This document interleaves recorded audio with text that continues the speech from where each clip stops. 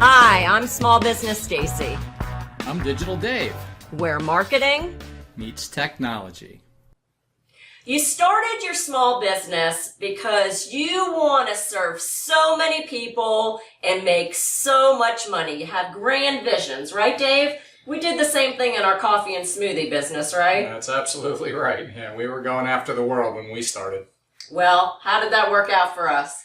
Well, it started off very well, where we were able to get customers, but it never really scaled. It was very difficult and a lot of hard work to get every new customer. That's a good point. And that's because as a small business owner, you can't be everything to everybody.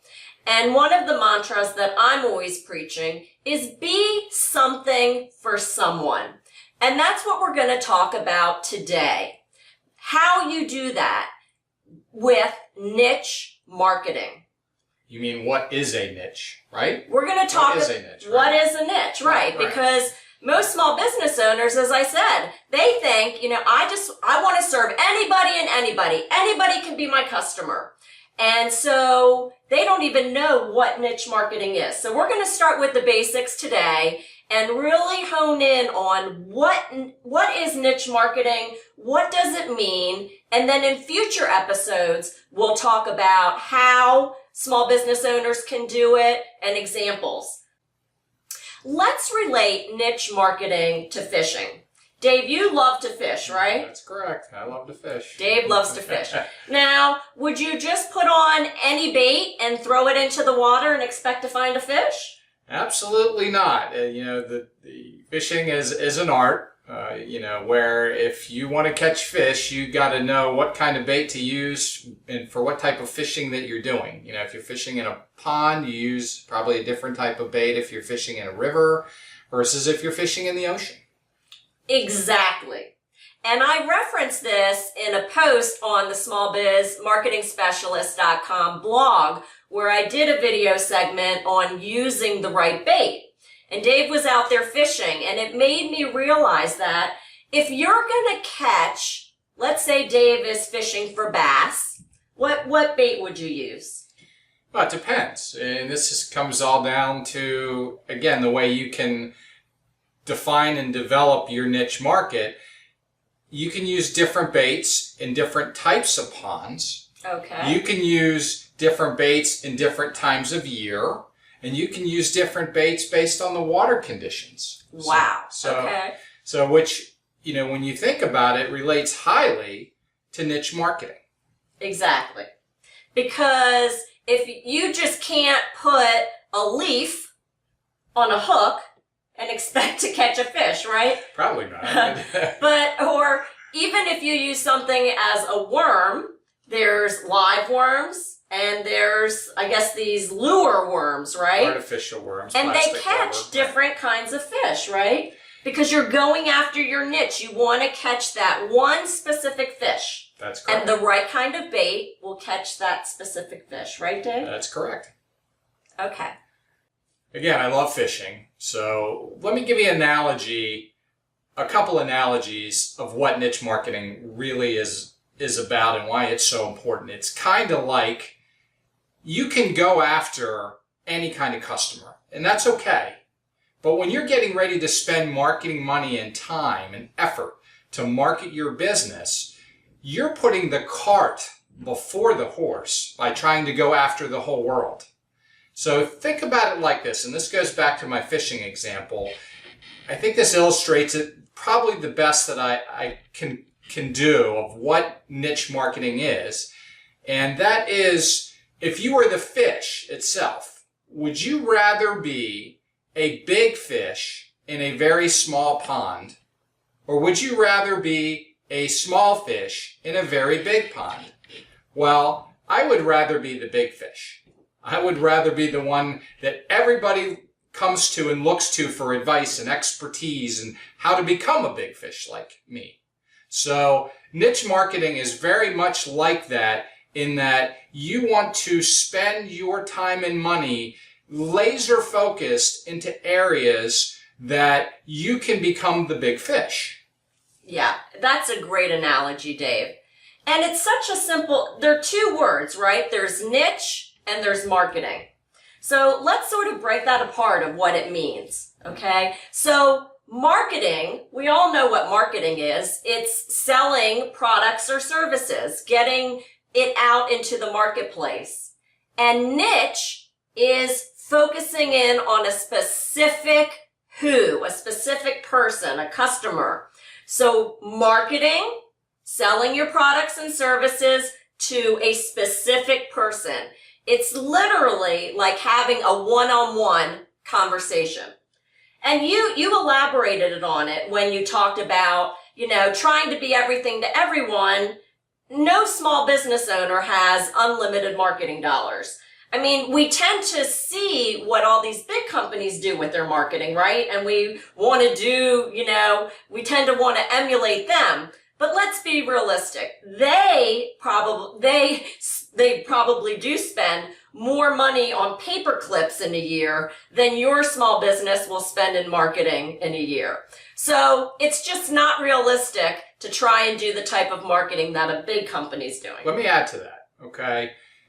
That's exactly right. A big business can afford to be wrong in their marketing as well. If they spend $1 million on an ad and it doesn't work, that's not critical to them probably. You as a small business owner, if you spend $5,000 on an ad and it doesn't work, that can be crucial to your business or to your money, to your cash flow.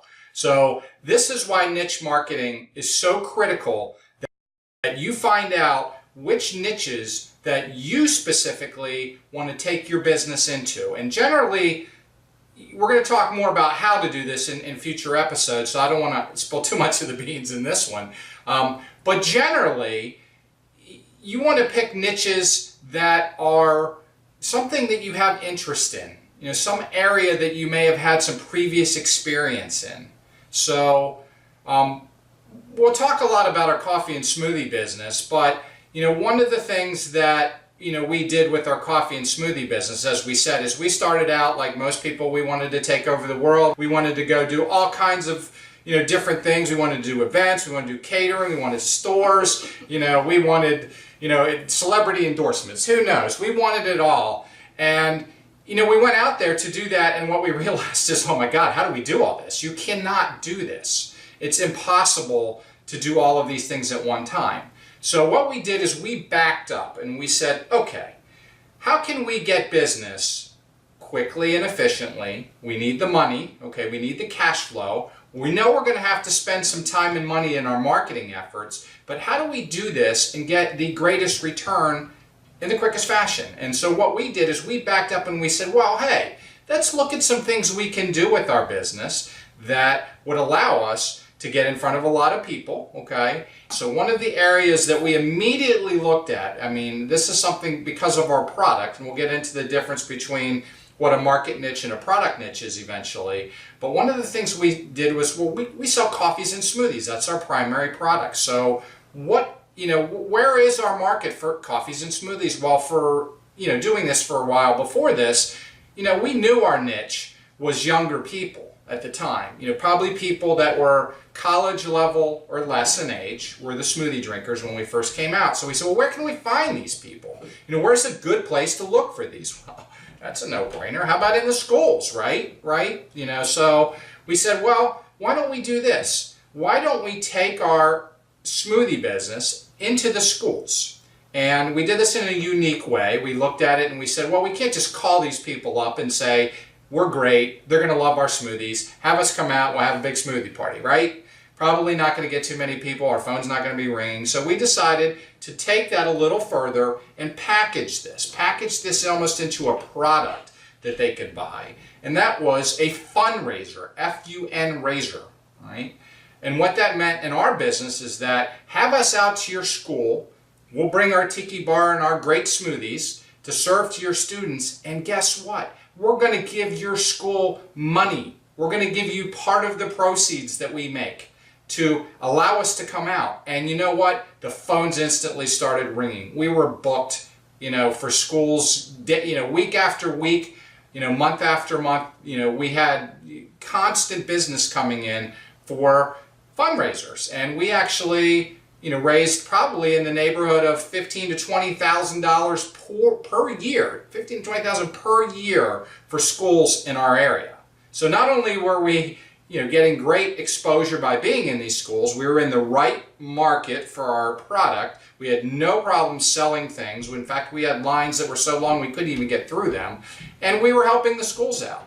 So what a great way to get your name out there, have fun, right? Fundraiser, and market into a specific niche where we could be known as the fundraiser tiki bar smoothie company. Not just the smoothie people, but the tiki bar smoothie people for fundraising. So you can see how we took a niche and really focused in on that niche so that we could go as deep as we could into that and actually productize it so that people knew the word fundraising. I mean, they knew the world, they knew that we were the tiki bar fundraisers. So that is what you can do by niching your product. So that was one of my examples that I wanted to share today. Do you have some examples from some things we've done in the past? No, that's a great example. And Dave elaborated, there's really two pieces to niche marketing. There is market niche and product niche. And you can do both, right? So Dave was giving the example of focusing on a market niche. So instead of selling smoothies to everybody, we honed in on, well, who was asking us most for our smoothies and how could we best deliver it to them and make money doing it? So schools, because kids, became a market niche. And from there, it was easy to duplicate. We expanded our market niche once we got really great in the schools, and then we started going to churches and synagogues and pools. And so Dave mentioned talking about fundraisers for schools, but we were easily able to duplicate that and take it into other niches. So that's an example of the market niche. Now the product niche, so what happened is this worked so well that we were so busy in the summer, but then the winter came and we were kind of sitting here twiddling our thumbs. And we were like, well, what can we do to generate some cash flow in the colder months? So we knew we had coffees and smoothies as our main product, but what we did was we listened to what our customers were kind of asking for. And even within the schools, they were looking for something that was fun and that they could still make money from as a fundraiser. So we realized that we had great coffee, Hawaiian coffee, the best in the world. And why shouldn't we do those foo-foo coffees, cappuccinos and lattes and macchiatos? I mean, everyone is always talking about going to Starbucks. Well, we were bringing Starbucks to you. So we productized the niche. And then we expanded into hot chocolate because it was something we had that was just so easy to tag along. So we already had the niche per se, but we were able to offer additional products as additional product niches to expand our offerings and keep us busy year round. We were the big fish in the small pond. Right. It was as simple as literally Stacey putting together an e-newsletter, sending this out to our tribe of people, to our customers that were already our champions, and saying, hey, let's have some more fun. And we're just going to use a different product this time. And we filled our calendar even quickly during those months. So this is a great way to take your market and actually niche a product into an existing market. So what is really crucial about this is that as we talk about what is niche marketing, it's really important to understand why you should do this first, all right? Before you spend your marketing money, maybe your product is so unique you don't have to compete with somebody that's bigger than you, but chances are you do, all right? So why not try to be the bigger fish in a small pond somewhere? And it's just ultimately so critical before you spend money to do this. So market niche and product niche are very important to niching, and they are succinctly different. Again, when you look at our examples, we looked at the market niches first. We had our smoothie product, okay? Very good product, great product, everybody loved it. We picked a handful of niches, not even a handful, but we started with schools. We then said, okay, we are the big fish in this pond now, for this. Let's go out and go into something that's similar, all right? So we found that, synagogues, churches, fundraising, they're looking for, ways to raise money the same way that schools are looking to raise money. So we went into a similar niche, very similar to the schools. And then we actually went further than that. And because we were already in the schools and we had all of the kids and stuff, we had them as captive audiences. Where do they hang out in the summer? They hang out at the pools, right? So we decided to say, hey, look, these are the same kids at these schools. Let's go find their neighborhood pools and see if we can, do something with those pools during the summer. And we actually ended up having multiple things come out of that. We would get catering for parties at these pools. They always have pools, pool parties.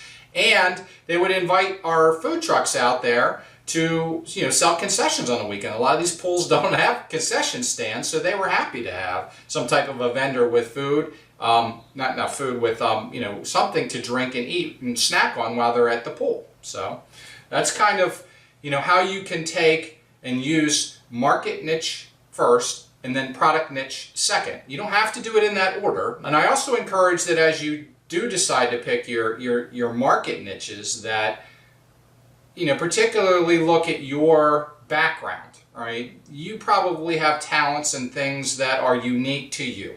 Right? So, for instance, Stacey was a baton twirler when she was young, right? Now, there's not a big market for baton twirling around this area, but one of the natural niches that goes hand in hand right next to it is gymnastics. So, there's another niche that if we ever wanted to, niche into an area where Stacey has some interest in, which your passion, it's going to bring out her passion, gymnastics and or baton twirling would be a niche that would be unique to her, probably. She can speak their language already. She's already going to have instant credibility with these people and very quickly be able to become that big fish in that small pond. It's true. The thing is that so many small business owners, they focus on getting the sale, like where's my next customer coming from? Whereas when you focus on niche marketing, you're actually focusing on retention. And I talk a lot that, my dad always says it's cheaper to keep her. And it's so true. But with niche marketing, because that person feels like you're having a one-on-one conversation with them, that you get me, like I want to do business with you. So it's like you're building a fence around them. They are not going to go anywhere else. I mean, we experienced this in our coffee and smoothie business because when we started honing in on the schools as a niche, and then, the teachers were like, well, gosh, let's do this for staff appreciation. And then, and then the moms and dads were there and they said, God, this would be great in our office. Can you come out and do it? So, and we were building a fence around all of these different niches and nobody could get in because, yes, there was competition, but they wanted to do business with us because in their mind, we were one of them. They felt like we understood what their needs were when it came to school fundraising, and we made it easy and fun for them. So again, small businesses, I know, you're always thinking, well, where and how can I get more customers? And that's why I need to think so big. But as Dave keeps elaborating to, be the big fish in a small pond, and you will be able to eat for a really long time. That's absolutely. I mean, the analogy is, the best way to present it in a way that you can picture it. In that, think about the fence, but think about the big fish. All right, here's another fish swimming in to your pond, trying to get your customers. All right, you're the big fish, right? So it's going to be very difficult for them to get in there once you've already established yourself as, an expert or, in our case, the people to come to that are going to be there and, deliver something that makes them look good, and is fun. So once you've established that type of credibility in that niche, it's very difficult for somebody else to come in to that niche and take it away from you. And that's the whole point of being the big fish in the small pond. Yeah, that's great, Dave. So I think everybody gets that, what niche marketing is being specific in your marketing, being something for someone, being the big fish in a small pond. Anything else you'd add, Dave? No, I think that covers it. It's the most important part of your marketing. It's not where you spend your money, it's how you spend your money. And I would, in no case whatsoever, if I were going into a new enterprise or business, just go out there and shotgun my marketing dollars all over the place trying to compete with these big guys. I would start at the other end in the niche and work my marketing backwards so that I am the big fish in the small pond. That's it. Thanks, everybody. Go get started on your niche marketing. Absolutely.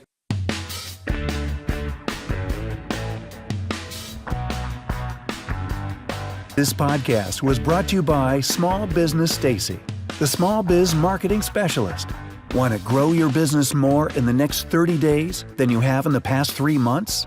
Get your free marketing plan at smallbizmarketingspecialist.com. That's small, B-I-Z, marketingspecialist.com.